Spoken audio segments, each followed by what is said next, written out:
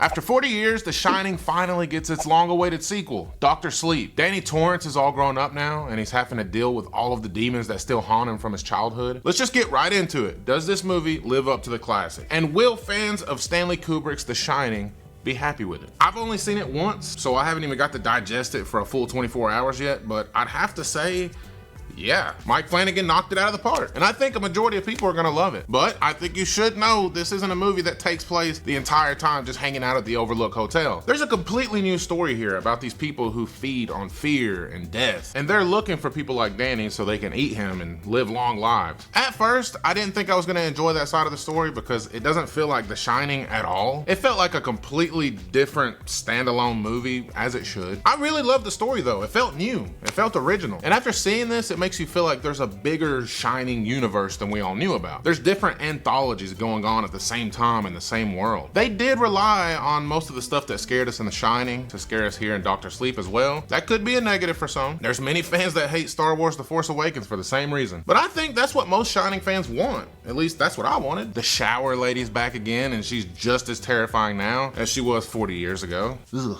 I get the creeps just thinking about her. Speaking of scary though, I don't think many are gonna find this movie that frightening. I mean, there definitely is some creepy imagery and some disturbing scenes, but it's not gonna have you sunken into your chair. Well, I mean, now that I think about it, maybe some people will. For the Shining fanatics though, you're just gonna be geeking out over every Shining reference more than you'll actually be scared. The detail and flashbacks to the original movie are mind-blowing. I am very impressed with how much effort went into recreating some of these set pieces. When Danny was riding his tricycle through the halls of the hotel, at first I thought it was just a scene that was ripped from The Shining, but then Danny turns his head to the left and I was like, oh, that's a different actor. This whole thing was actually shot for this movie. Wow.